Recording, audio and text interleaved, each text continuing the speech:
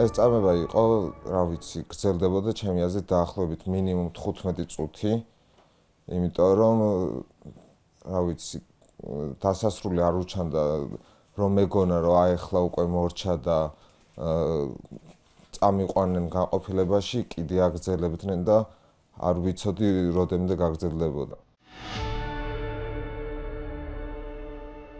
20 წლის დავით გოგივაშვილი ერთ-ერთია მათ შორის, ვინც მოძალადე პოლიციელებმა სასტიკად სცემეს. ის ნიღბიანების სამიზნე მაშინ გახდა, როდესაც მიტინგიდან სახლში ბრუნდებოდა. გოგივაშვილი იხსენებს, რომ ხარებას მოძალადეები მას სახლთა რამდენიმე მეტრში დაესხნენ და ჯგუფურად გაუსწორდნენ. აქცეულს იმდენი ურდღეს ვიდრე არ დაიღალნენ. მისივე მონათხრობით მასზე ძალადობას ერთ-ერთი მობილური ტელეფონით იღებდა. სავარაუდოდ ხარებასთვის, უფროსისთვის რომ ეჩვენებინათ, როგორ დასაჯეს ახალგაზრდა, რომელიც მანამდე აქციაზე იმყოფებოდა.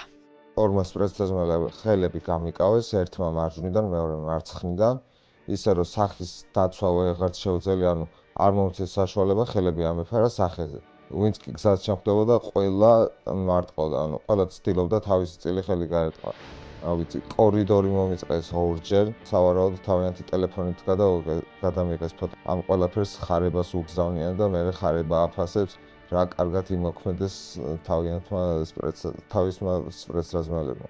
დავით გოგივაშვილის წამება ამით არ დასრულებულა. ის იხსენებს, რომ ხარებას სადამსჯელო რაზმის წევრებმა მისი ცემა მაშინაც გააგრძელეს, როცა დასისხლიანებული პატრულს იზოლატორში გადასაყვანად გადასცეს. ბოლო მომენტი, როდესაც შეიძლება სპეცდაზმელის იმედი თუ არა გაქვს, პოლიციის იმედი რო გქონდეს, ეგეც წამეშალა, იმიტომ რომ სპეცდაზმელებს, რომელსაც ვეკავე ხელებში და ხელები გაკავებული ჰქონდათ, შეცვალა პოლიციის ოფიცრებმა, რომლებმაც ხელები გამიკავეს და წამიყვანეს მანქანის მიმართულებით. თუმცა სპეცდაზმელებმა მაინც გააგრძელეს ჩემი ცემა და ანუ პოლიციას არანაირი რეაგირება არ ჰქონდა. სარკეში რა ვნახე, რომ ცხვირი მოტეხილი, სახე სრულიად სისხლიანი, თვალები უკვე ჩალურჯებული, ტკივილი აუტანელი, პოლიციელებს ანუ ექიმს ვითხოვდი და არა ექიმი მერე იქნება, ეხლა არ გჭირდება. ამიყვანეს მერვე სართულზე, შემიყვანეს საკრიფარში და თავისი ნებით, ანუ მე როცა უარი განვაცხადე, თავისი ნებით არა ეხლავე სახე მოიბანე, ესე ფოტოებს ვერ გადაგიღებთ. 20 წლის ახალგაზრდა ხარებას სადამსჯელო რაზმმა მხოლოდ ფიზიკურად არ დააზარავა. ცემის დროს ნიღბიანებმა მას მობილური ტელეფონი მოპარეს. ესენი არიან ქურდები. დამიჭირეს თუ არა, კამერებს მოვეფარეთ, 1-2 დამარტყეს უცბად და პირველი რაც გააკეთეს, ამომაცალეს ტელეფონი ჯიბიდან, ფოტო გადამიღეს უკვე ნაცემს და გააგრძელეს ჩემი ცემა. საინტერესოა ის გარემოებაც, რომ გოგივაშვილის ტელეფონში iCloud-ი ამ დრომდე ჩართულია. როგორც ჩანს, ხარებას მოძალადეებმა მხოლოდ მომიტინგეების ცემა იციან. ტექნოლოგიებთან კი ვერ მეგობრობენ. ამ სასარგებლო შეცდომის გამო გოგივაშვილმა ზუსტად იცის, სად მალავენ მის მობილურს, თუმცა დაბრუნებას ვერ ახერხებს. აი ესა კერძო კორპუსი, სადაც იმყოფება ახლა ჩემი ტელეფონი და ჩემი წამებელი ადამიანი, ვიღაცა სპეცდაზმელი. ანუ ტელეფონი ვიცი სადაცა, ვინ მაწამა ისიც ვიცი ფაქტობრივად, იმიტომ რომ რამდენი სპეცდაზმელი შეიძლება ცხოვრობდეს ერთ კორპუსში. ეგ მაინც ხო იციან ვინცაც ცხოვრობს. და ამიტომ შეუძლიათ ძალიან მარტივად პოლიციელებს იპოვონ ჩემი ტელეფონი, ჩემი წამებელი და რა ვიცი, მიდევს კიდეც, რომ ბოლო წამებია, როდესაც მეჯერა სამართლის, იმიტომ რომ საიდანაც გადმოხდა ეს რობოკოპი და ამ ცხვირში მირტყავს და წარმოიდგინეთ, ეხლა 20 დღეა უკვე ფაქტიურად პარალიზებული ვარ, ჩემს საქმეს ვერ ვაკეთებ.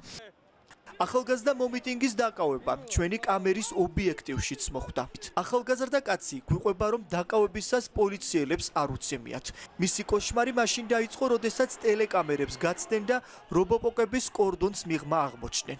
ხარებას რაზმის წევრებმა მისი უმოწყალო ცემა პოლიციის მიკროავტობუსთან მიყვანისთანავე დაიწყეს. მეუბნეონე, რომ ძალით გადამიღებდნენ ფოტოებს, იმიტომ რომ მე ხელს არ ვაწერდი იმის გამო, რომ მატყუებდნენ ზარს, არ მარეკინებდნენ არსად და რომ მივხვდი, რომ უკვე ერთგან მატყუებდნენ, იქიდან იქ მომისამართებდნენ და ეს ყველაფერზე თქვი უარი. და ამ ყველაფრის მერე რომ გადაეღოთ ფოტოები და ხელი მომეწერა მე იქ შესვლაზე, დაიწყო უფრო ძალადობა ფსიქოლოგიური. იზოლატორში გადაყვანის შემდეგ ახალგაზრდა მოინახულა ექიმმა, რომელმაც ჩათვალა, რომ მას სამედიცინო დახმარება არ სჭირდებოდა. ტიტვინაძე იზოლატორში გატარებული 2 დღის განმავლობაში კლინიკაში გადაყვანას მუდმივად მოითხოვდა, თუმცა უშედეგოდ. როგორც თავად ამბობს, ექიმების ოთახში მხოლოდ ერთხელ შეიყვანეს, ისიც მხოლოდ იმ მიზნით, რომ მისი დამცირება და შეურაცხყოფა გაეგრძელებინათ.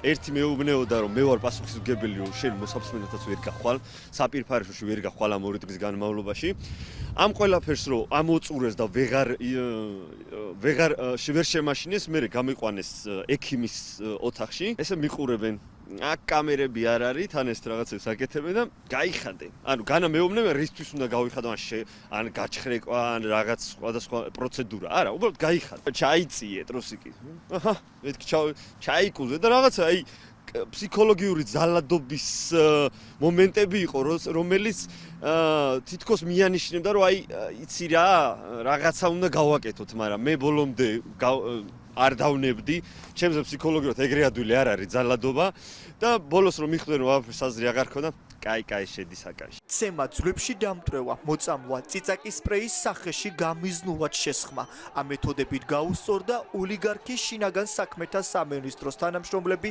გაბრაზებულ მოქალაქეებს დასანქცირებული ხარებას სადამსჯელო რაზმები ერთნაირი სისასტიკით უსწორდებოდნენ ახალგაზრდებს არასრულწლოვნებს და ქალებს ყველაზე საშინელება რაც იყო მუქარა ცხოვრებაში არ გამიგია მუხლებზე დაგაყენებთ მანქანაში და ამას გიზამთ შენაბოზარო რა გეკონა რასაკეთებდი პირში ამას გიზავ იმას გიზავ დიდი სტრაგს მოგიტყნავ და ხო ამას მიმეორებდნენ რომ რა გეგონა რომ აქ მოდიოდი რომ გადარჩებოდი ნაბოზარო ამ უმძიმესი ფაქტების შესახებ აქციის ერთ-ერთმა მონაწილემ რადიო თავისუფლებასთან ისაუბრა. 26 წლის ქალის მონაყოლით დაკავების შემდეგ სანქცირებული ხარებას რაზმის წევრები მას აქციაზე ყოფნის გამო გაუპატიურებით ემუქრებოდნენ და ფიზიკურ შეურაცხყოფას აყენებდნენ. ამ მოძალადეებს აქვთ დაუსჯელობის რაღაც სინდრომი და როდესაც გააზრებული გაქვს რომ სიმართლე არის ძალიან დიდი იარაღი მაშინ შეგიძლია რომ უფრო მარტივად ამოიღო ხმა. ქალი რომელიც საკუთარი ვინაობის გამხელისგან თავს იკავებს სამართლებრივ ბრძოლას აანონსებს და დარღვეული უფლებების აღსადგენად ბრძოლას აპირებს. ასეთი ისტორიები 28 ნოემბრის შემდეგ ბევრია. სისტემამ ფიზიკური და ფსიქოლოგიური ტრამვა ამ 24 დღის განმავლობაში არაერთ ადამიანს მიაყენა. ნიღბიანი მოძალადეების სისასტიკის დამადასტურებელი არაერთი მტკიცებულებაც არსებობს, თუმცა ქვეყანაში არ არის უწყება, რომელიც სახელდაფარული პოლიციელების ჩადენილ უმძიმეს დანაშაულს გამოიძიებს. ამის გამო ამ დრომდე დაუსჯელები არიან მომიტინგეებზე ძალადობის ბრძანების გამცემებიც და შემსრულებლებიც.